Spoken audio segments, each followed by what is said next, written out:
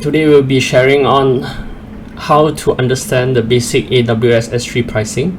So like for people like me who are just a hobbyist or trying to learn AWS services, quite often cost is a concern, and truth be honest, the first time when I was using AWS, I do have a lot of issues in terms of pricing. I tend to not use so much cloud services at the start, so I think this might be a concern for most of the people.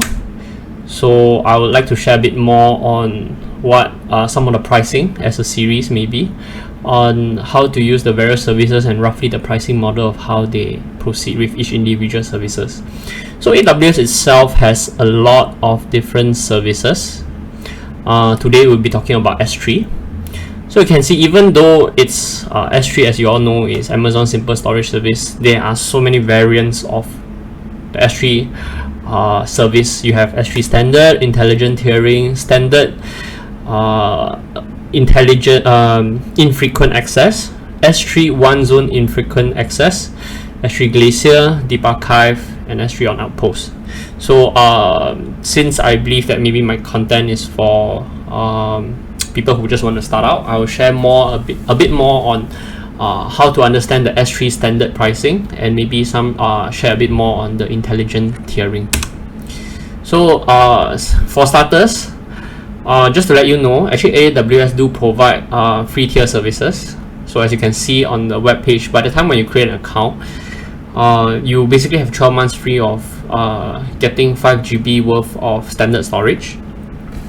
So you'll notice that there's also 20,000 GET requests and 2,000 put requests. So later on, when I'm going on to the website, I'll share a bit more how does this work. Okay, let's move on.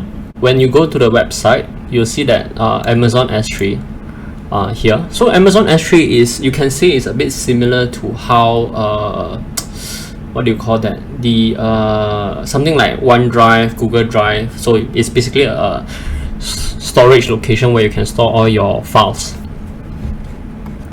Okay, so as you can see here, this page basically gives you an overview of what Amazon S3 can do. But today, since the idea for today's video is more on the pricing, so I'll straight move on into the pricing. I believe more or less those who are already interested in S3 will more or less understand what kind of services they provide. So in terms of the basic pricing model, you will have multiple things that you need to consider when using this service. For starters like us, quite often we just need to more or less understand the first 3 things of how you use your storage box. So how do you use your S3 bucket and S3 storage? So what you'll be paying, the 3 main things is storage, request and data retrievals, and data transfer. So to start off, how does storage work? So storage is just like, okay, they don't really set a maximum limit of how much your account can store. So you'll be paying based on how much data is really on the service itself. So as you can see, other than the 5 GB that we mentioned that they give you for free, if you were to use S3 standard, so S3 standard means like things that are inside this bucket, you will have S3 standard where, let's say if I have 100 products, which I will give you an example later, and this 100 objects inside this file are frequently accessed. So that's where you normally use the S3 standard for storing your objects. And what you can see here is, in terms of the storage sizing, how much storage that you use is there will be an amount tied to it. So if let's say your whole storage has a GB worth of data, you'll be paying 25 cents per month. Then okay, so then vice versa, every tier that you are going into, you will have a different pricing. So please take note that depending on where your S3 service is located, so in this case AWS S3 region, there are multiple regions that you can select from, and every region actually have a slightly different pricing model. So I would advise that if you were to use multiple AWS services, try to keep all of them in one particular zoning. So in this case, I'm in Singapore, so I would normally have my files being accessed through Singapore, because maybe my target audience of my services is through Singapore. And in terms of latency, the different zones will affect the latency of where the users are and retrieve the information. So okay, so what's the difference between S3 standard and S3 intelligent tiering? Okay, before we move into S3 intelligent tiering, there's something called the S3 standard infrequent access.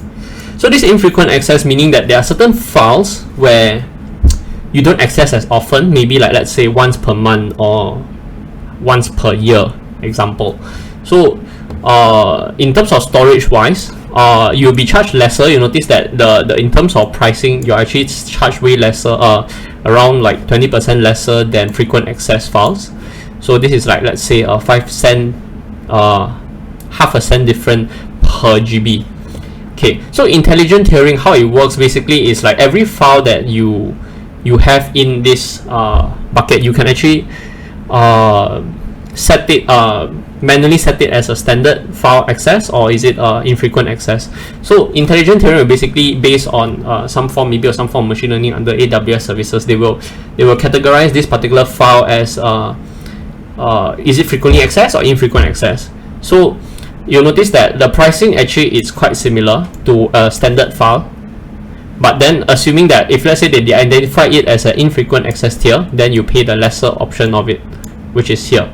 Okay, so the difference is because they help you do some form of automation in terms of understanding whether your file is frequently accessed or not. You actually every time when you have a transition from, let's say, frequent to infrequent, then they will monitor and automate based on the storage, where per 1,000 objects you pay around 2.5 cents, less than a quarter of a cent. So if you are unsure how your patterns would be, maybe this might be an option that you want. But if let's say you know that certain files keep on shifting between infrequent and frequent, you might want to delineate the two. Okay, so quite often S3 standard will be available in 3 different availability zones. Wow, that's why you notice that there's another different option called one zone. So one zone is like one availability zone, where if let's say that one zone has something happen to it, then basically you can't save that service. You can't retrieve your files if let's say that hard disk is being corrupted. Hence the reason why it's a cheaper option. So Glacier and Deep Archive, basically it's things like you basically don't even use. So you'll notice that these are things like you just pay for storage. The storage is way cheaper. So these kind of things are maybe files that you just don't access throughout maybe many years, and you just wanted to archive your data. So you can see that the downside of this is you will require a longer time to retrieve your files. As you can see here, retrieval option from 1 minute to 12 hours. So you can see that for long-term data archiving is accessed once or twice in a year and can be stored within 12 hours. Okay. So moving on, we have the request and data retrievals. As you can see here, every single file that you upload to the Google Drive actually is some form of put, copy, post list, put, copy, or post. While retrieving the data, meaning downloading it, would be some form of maybe a listing of the files or getting the files. Okay, so there are other forms where there's select, lifecycle transition. So these are the more advanced services that you wanted to use. If let's say you have a very purpose-built S3 bucket. So you can see they further emphasize on the lifecycle transition requests of that storage. For transitioning data from S3 data to infrequent access data will be charged 1 cent per 1,000 requests. So every single file that you have a transition, so if let's say you have 1,000 files, and every file that was identified that they need to transfer will be charged 1 cent per 1,000 requests. So 1,000 files means 1 cent if all 1,000 files need to be transferred over. So similarly, there's the region that you need to take note of. So if let's say you have an EC2 service that is somewhere else, then you are transferring data in between. So those will affect the pricing, which I'll bring on a bit more later. So similarly, you see that S3 standard, S3 intelligent tiering, there's okay, so put, post, copy lists are more expensive than just retrieving the data. So getting the data is way cheaper, and you can see that there's the pricing here. So if you were to put in new data, yes, there will be a fee to every single request that you make. so it's like maybe around 10 times more expensive, 11 times. Similarly, for the S3 standard infrequent data also, there will definitely be a price difference. So if you were to get but you'll notice that the infrequent access is actually more expensive than the standard. The only difference is why it's more expensive, because you don't access as much as you need. So like you'll notice that there will be a trend when you're in glacial mode, it's way cheaper. So you can request it at a very low cost, but quite often these kind of files are more, you notice that if you were to put one file in, it's more expensive than putting it inside a standard S3 bucket. But if you were to retrieve them, the price is almost similar. But putting in the file into the S3 standard will be more expensive. Yep. Okay, so that is in terms of the request and data retrievals. The third main criteria of how your charges are being charged is data transfer. So data transfer, similarly, you need to take note of what region you are transferring. So these are some of the issues that some of the main criteria that you need to take note of. Like data transfer in from the internet quite often is free. So you notice that you pay for all bandwidth except the following. So data coming into the S3 bucket from the internet is actually free.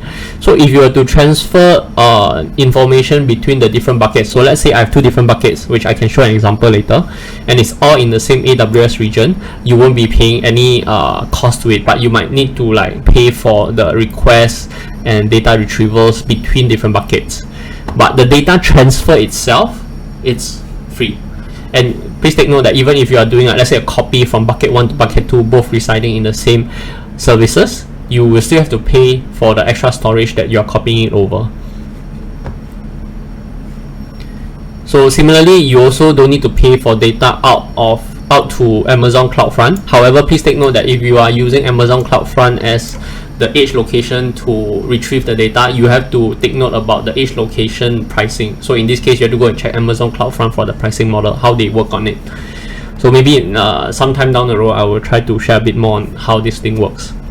So okay, as what you have seen, they basically tabularize the information that is stated here. So as you can see that data transfer into the Amazon S3 from the internet is free. So if I were to write some code to download the data and then put it into S3, that's free. But then if you were to transfer out the data from the S3 to the internet, meaning if let's say I have like my front end interface right now, I go into my bucket and press download. Okay, that is a form of transferring out information from S3 to the internet.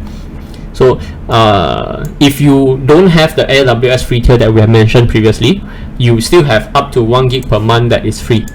However, for the next tier, you notice that you have to pay a certain amount, but the amount is still not much.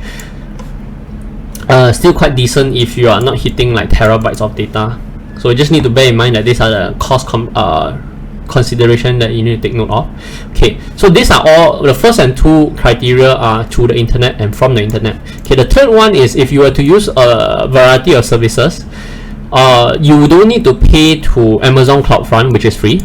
However, if you were to use any particular service like EC2, DynamoDB, some form of coding function that you need to transfer information between your services, then please take note that if you were to use a different AWS region, yes, there is a pricing that is tied to it. So that's the reason why I was mentioning that if you have like let's say an EC2 instance, which is a virtual machine instance that is also hosted on AWS, you will have to pay a cost to it, but this amount is still lesser than here. You notice that it's actually lesser than if you have to transfer in and out from the internet. So now I'll just move on to to show some examples of how to identify the quantity that you will be paying for. So with AWS, you actually have a billing and cost management dashboard to understand your services. So you just need to key in billing here, then you are able to reach this page here. So what you need to know is that actually this will give you a rough estimation of how much services you have used. So notice that I have used quite a variety of services, and you can see that there's EC2, general storage purpose that is tied to my EC2, and how many requests have I made to my Amazon S3 get requests. So like I say, Amazon do give some free services.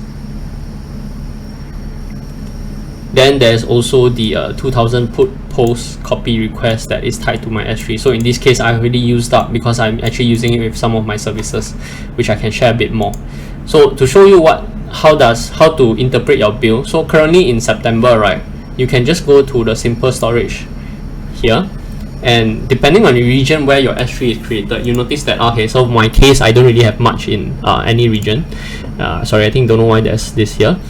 And there's also AWS, if I were to have, since most of my services are in AWS Singapore region, you'll notice that see, there's the put copy post list request under the free tier. So I have 2000 free tier, but I have somewhat exceeded. Now I think I have around 2775 requests that was made. I've been charged 1 cent up to today for this month. And similarly, you'll notice that there is also other information that whether do they charge any value services if you were to get all other requests under the monthly global tier. So this one I still haven't exceeded because I have 20,000 free. See, I have also some storage that is being tied in some other buckets for now. So not much was being made.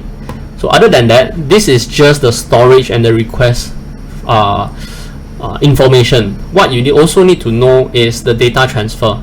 Okay, here is something very unique where, remember just now we were saying about the data transfer is pertaining to S3 buckets, but please take note that this thing, right, it also ties in with all the other services that requires you to take note, where it's also calculated according to the different services aggregated together. So you see that there's also like S3, things like that. So see, S3. So some of them are EC2, some of them are S3. So in this case, you see that how much data has been transferred out from my website, from my S3 bucket. So to further help with your own calculation, you don't need to do a manual calculation. Actually, AWS do provide you a S3 service to do a pricing calculator. So like whatever that we have discussed just now, you can actually use this to play around to see how much you estimate per month based on your certain access.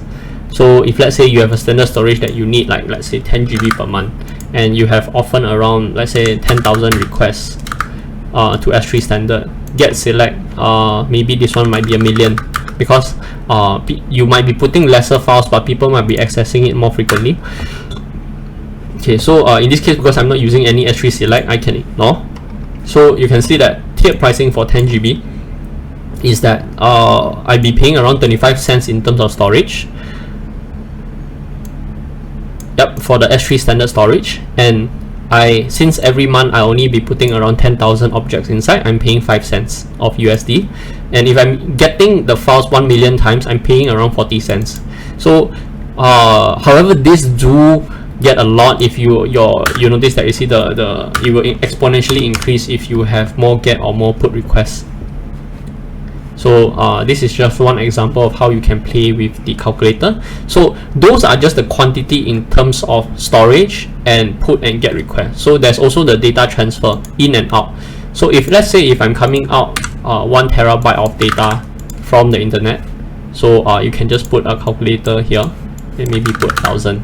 Then while outbound data transfer is similar, what you can do is, let's say I were to go to the internet and I'm retrieving, like let's say, although I don't have many files, but every file has a very big size. So let's say by the time when I'm really retrieving all my data, I might be taking out 100 gigs per month. So then you can see the calculation. It's actually not much, but since I've already exceeded the free tier, I'm actually paying for the outbound traffic, which is around, like let's say, 99 gigabyte of data for 12 cents per gig. So I'm paying around $12 for data transfer. So in a way, you can see that you're only paying like around $12 per month. So at least this in a way should be able to manage your usage. So if you're just like a hobbyist trying to try out with your different services, I think this is quite a significant way of understanding how to use the S3 service. Yep. Okay, so moving on, what I can show you now is my S3. So you can also see that how many to tie back to what information that you have every month. So I have a variety of services, as you can see here. So what I can do is, let's say I were to go into my WordPress site. Notice that I actually do have a lot of files here, and you can even monitor like each bucket, how many files are there inside. So you can roughly have a gauge on which day you have the total number of objects every single day. As you can see that because my website is still building across the every day, so I'm actually increasing the storage count that is inside my S3. Hence the reason why you see that there's like 2,000, 3,000 put requests in the past few days. Yep, so I hope this video is useful for you. Thank you. If you do like this video, please like and subscribe, and I'll definitely try to create more videos to benefit the everyday user who just wanted to start out using AWS as a service.